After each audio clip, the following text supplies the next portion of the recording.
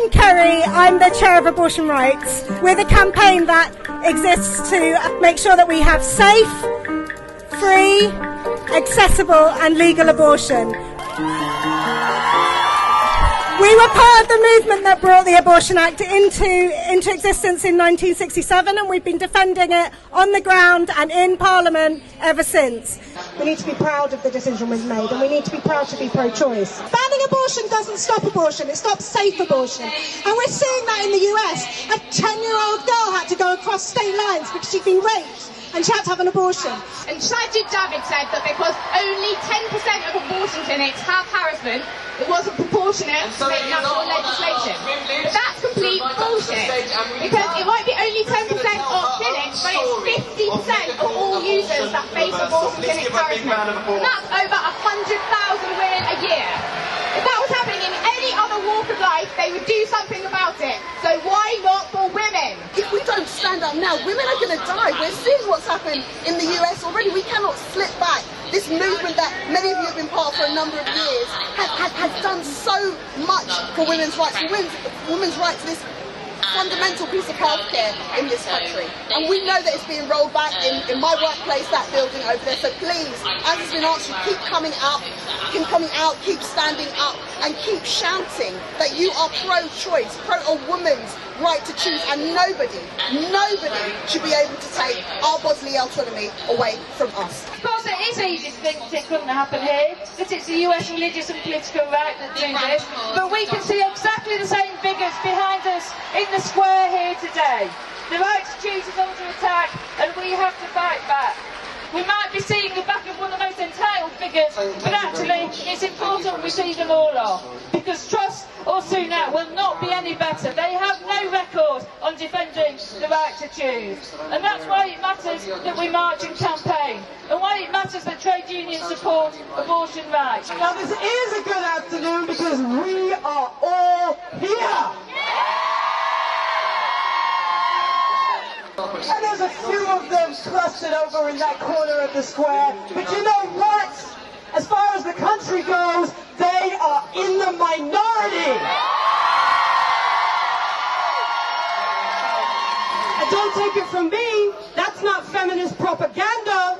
A recent YouGov poll said that 87% of the British public are pro-choice.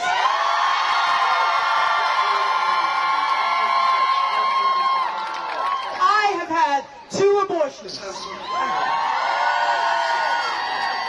And I am not ashamed.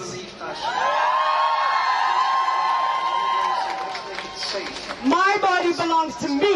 Your body belongs to you. That is the fundamental principle here. I believe that we will win. I believe that we will win. I believe that we will win. I believe that we will win. I believe that we will win. I believe that we will win. I believe that we will win. I believe that we will win.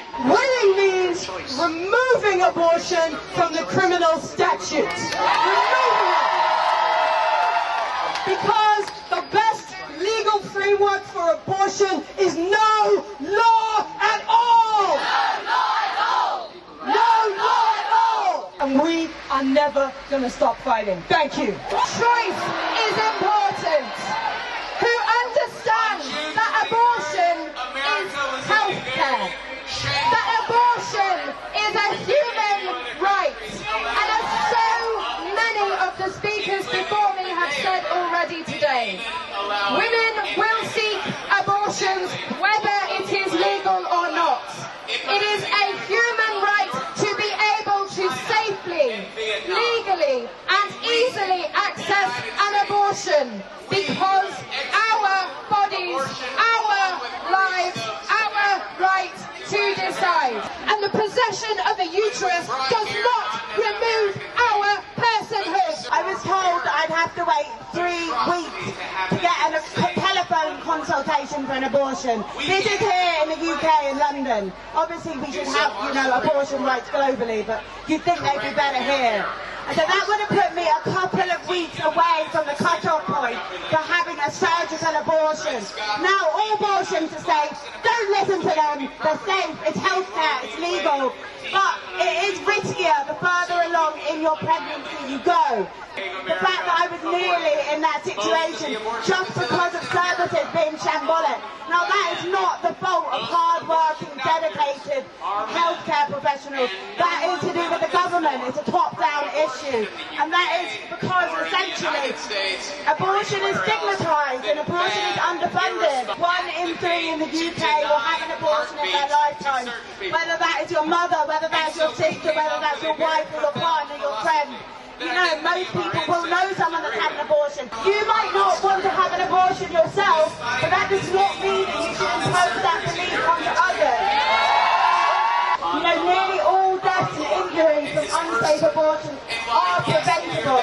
Almost half of all abortions around the world are unsafe, dangerous ones. And unsafe abortion is the leading cause of maternal death. Feminism is not about putting women into boxes. If a woman wants to grow her hair wherever it may be, she should be able to. If a woman wants to dress in heels and a push-up bra, she should be able to. If a woman wants to go into STEM, she should be able to. And if she wants to have a fucking